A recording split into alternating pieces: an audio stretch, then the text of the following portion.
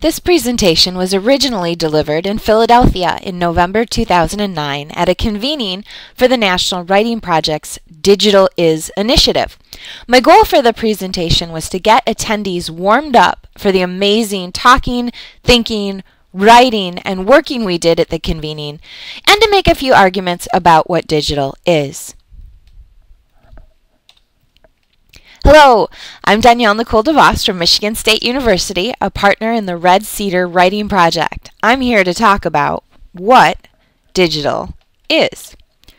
What I'd like us all to think about as we explore these arguments together are the ways in which digital, networked technologies have changed writing. And here's a situating initial point. Digital is now and then. Any guesses what this is? Trick question. The internet didn't exist in 1968. In fall of 1969, the first message was sent over the system that became the internet. And we celebrated the 40th anniversary of the internet just a few weeks ago. Does this look familiar? This is the Telnet-based view of the digital world in 1989. How about this? This is the Gopher system, developed at the University of Minnesota for browsing the internet circa 1992. And this was a mouse-free, keyboard-only, hierarchical, tab-based way of navigating the growing world that was the internet. And the web emerged on the digital scene in 1991, and a handful of us were using it in 93 when it looked something like this. And to teleport to today, this is the web, circa this week. On Monday, President Obama spoke with citizens, students, and others in China.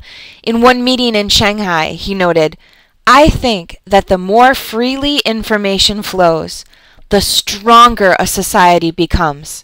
Societies benefit when citizens are able to go online, spread information, and share opinions." Obama's remarks and his encouragement that the Chinese government loosen internet access restrictions launched a flurry of debate and discussion on blogs and news outlets worldwide. So digital is then, and digital is now. And here's my first argument. Digital is networked.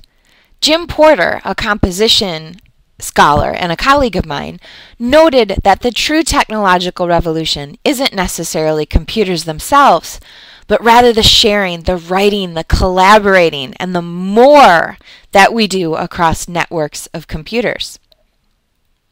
This is Tom. Some of us are friends with Tom.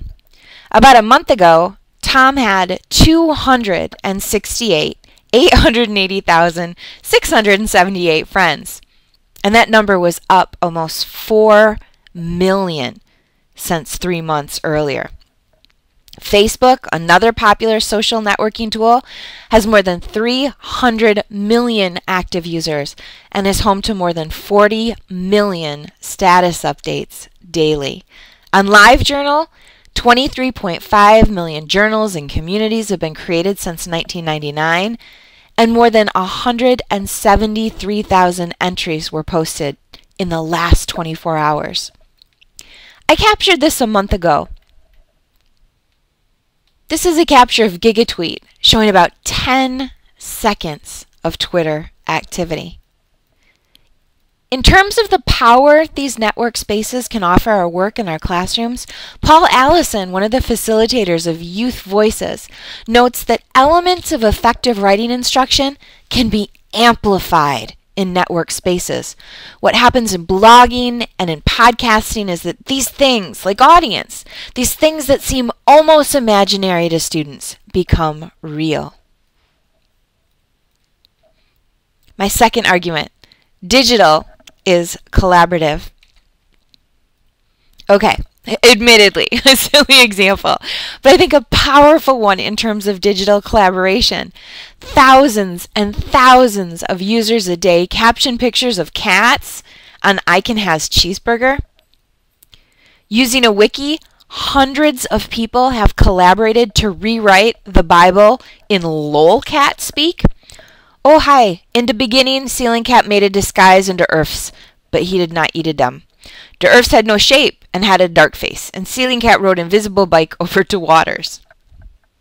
If we toggle over to Flickr, users share photos, add tags, compose comments, and collaborate on building clusters and pools and albums. A search for writing on Flickr returns more than 1 million items. Joe Bellino, a teacher consultant with the Maryland Writing Project who teaches English language learners, talks about the affordances of the collaborative writing space Google Docs provides. He says, "From my perspective, digital technologies are not just something that helps kids improve their writing. They help the teachers be more effective teachers, and that has to have payback to the kids." My third argument, digital is multimodal. This is a response a writer created when I asked people I was working with to use text design to shape a message. Writing is not a genteel profession. It's quite nasty and tough and kind of dirty. This next piece is a quick kinetic type clip, a digital art form where composers take typically culturally powerful quips and typographically design them, working across color, text, movement, and more. Size matters not. Look at me. Judge me by my size, do you? And where you should not. For my ally is the Force, and a powerful ally it is. Life creates it, makes it grow. Its energy surrounds us and binds us. Luminous beings are we, not this crude matter. You must feel the Force around you. Here, between you, me, the tree, the rock, everywhere. Yes, even between the land and the ship.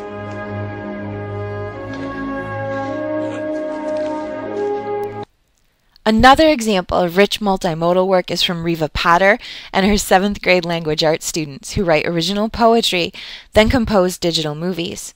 Students work with textual analysis and representation and select images and audio to complement their poetry and connect their work to concrete specifics. Clifford Lee, working with his colleague Yumi Matsui, talks about digital storytelling and working with multimodal writing. He notes that multimedia approaches to traditional subjects enables him to tap into the multiple intelligences of his students.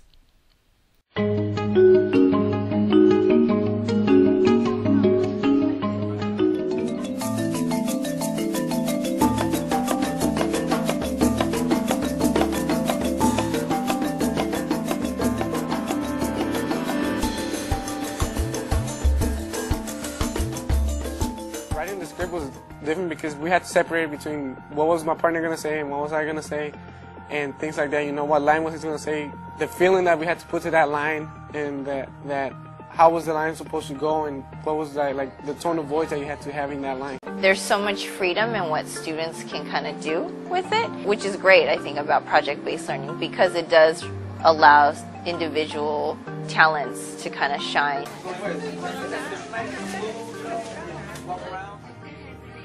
Presenting project was like, I felt proud because, I mean, seeing my own work, how it finished, it was all good, you know. It was good for everybody, you know. It was like, even we almost made his dad cry.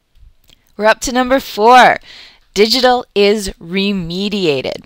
I want to show a silly but illustrative clip of remediation, or the act of taking a media object and recreating or redesigning it to move across media. And what you see here are captures from a 30-second movie titled The Exorcist in 30 Seconds with Bunnies, where the entire plot of the iconic 1973 horror movie is enacted in 30 seconds with bunnies. Renee Webster, a first-grade reading teacher from Michigan, has students compose narrative pieces. Students then record the pieces, remediating them from written narratives to audio clips, and upload them to the class website. This is James. I fell off my bike.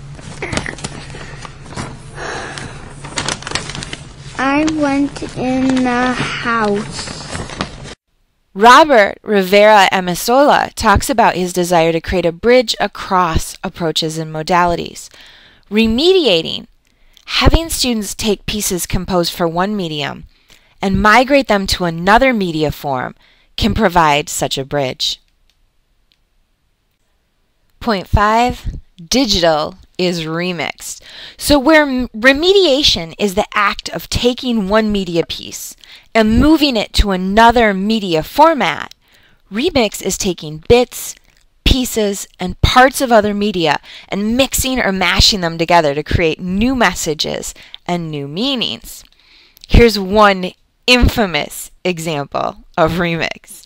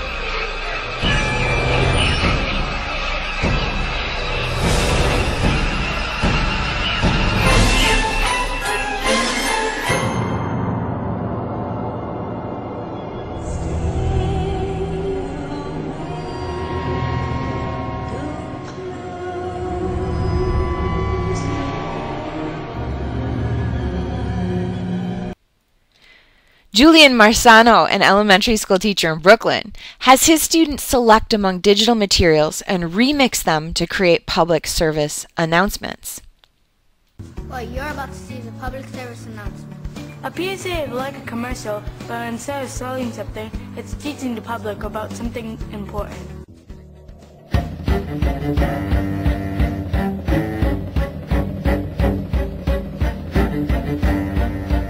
We need to talk. You should be ashamed of yourself. I'm really disappointed in you. You are polluting our air. You are making global warming worse. Ice caps are melting. Water levels are rising. Your house could be underwater. Melting icebergs are raising sea levels. These animals are dying. Do you want your animals to die? Everything you saw will happen.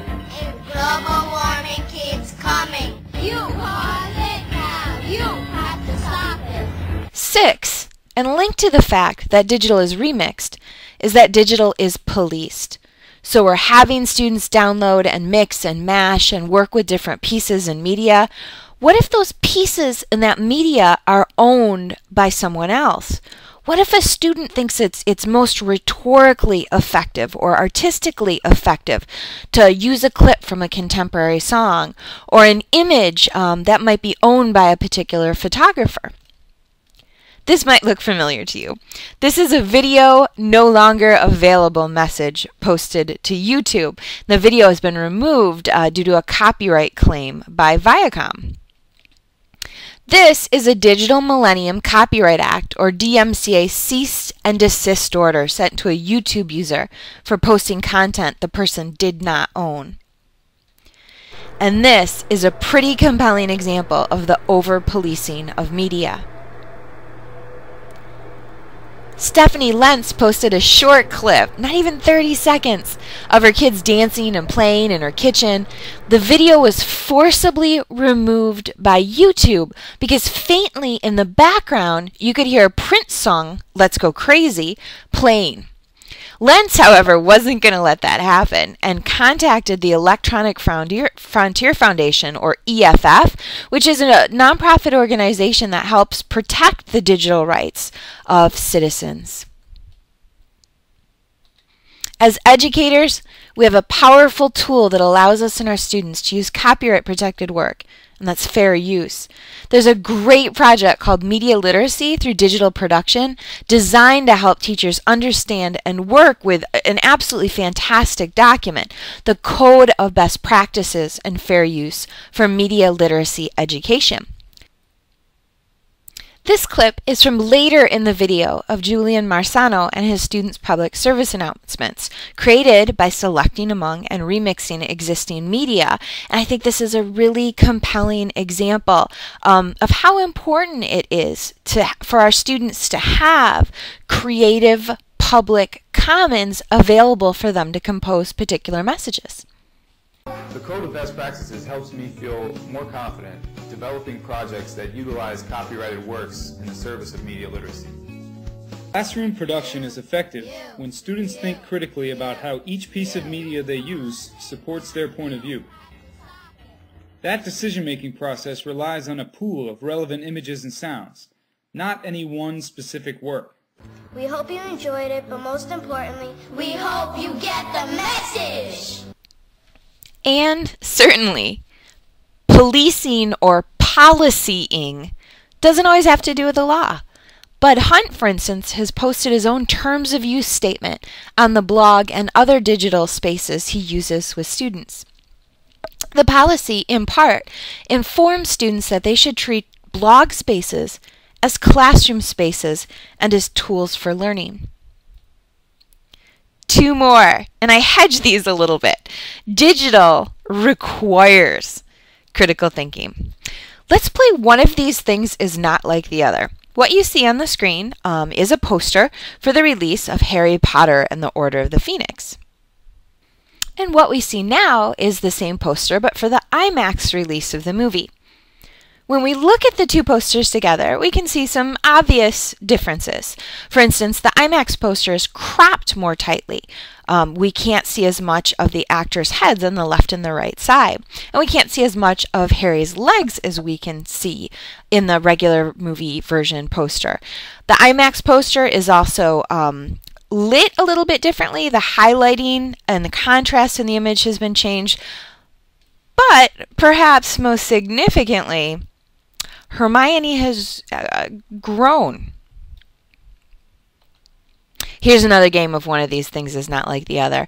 This is the June 2007 cover of Redbook magazine featuring Faith Hill. This is the actual photograph taken at the photo shoot, which was then edited to appear on the cover of the magazine. And that was July 2007. I'm a month behind. And you can see some significant noticeable differences. Her shoulder muscle has been trimmed down. Her arm and her thigh, the size of both of those are reduced by about a third. On the cover, they added a second arm on her other side. And of course, her skin tone is lightened. Her eyes are lightened. All her wrinkles and pores are gone. Her chin is slimmed down a little bit. These are pretty significant differences, but typical. Here's another set of images. This is an image that was taken in Basra in Iraq on March 31st, 2003. This is another image from the same day, same event. And a third image, and this third image appeared on the front page of a handful of national newspapers above the fold the next day. If we look at the three together, it's an interesting sequence of images. What the photographer has done is taken the left side of the first image where the soldier's arm is up, his fingers on the trigger guard. It's a very compelling view of the soldier, but not a very compelling view of the man in the crowd. In the second picture, the soldier's looking away, his arm is down, his gun is tilted slightly down, but the man in the crowd looks particularly compelling. What the photographer did is merge together the two photos to create one essentially photo collage. The photographer's name was Brian Walski. When a worker at a newspaper noticed that the AP filed photos seemed a little bit off, he contacted the Los Angeles Times, which was the employer of Walski. The Los Angeles Times managing editor called Walski by satellite phone. Walski admitted to merging the images, and he was fired on the spot. So here we kind of see the differences between expectations in beauty and fashion and expectations in photojournalism. Let's go back on the web. Here's a group of University of Idaho students. And this is the banner image that ran on the main page of uidaho.edu for a few weeks a couple years ago. and we can see that they've added an African American student and an Asian student to the image. There are some wonderful tools available to help us use these sorts of materials in our classrooms and equip students to be careful, critical, thoughtful users of digital media. Joyce Valenza, a Pennsylvania high school library information specialist and blogger and presenter and author, has some fantastic materials online, including her CARDS tool, which asks students to assess the credibility, authority, accuracy, reliability, and more of all digital media. And finally, my last argument, and another hedged one, digital can be democratic. During the Iranian election this past summer, journalists were told not to leave their offices. The state-run media downplayed claims we were hearing about gatherings and protests. This is a cell phone photo of a crowd in Tehran posted to Twitter. During the fallout after the elections, more than 400 new tweets a minute were coming out of Iran. In the U.S., back in 2008, CNN and YouTube hosted presidential debates where folks video recorded their questions for the candidates. In 2008, students were invited to write letters to the next president.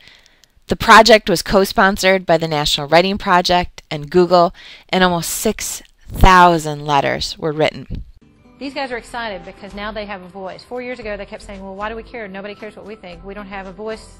What's the big deal? Before this project, I really didn't think about political issues because I didn't think it applied to me. It's great to feel like you have a position in society even if you don't have the ability to vote. I believe that if you say we're the future, then we should have a say-so on what goes on in our country also.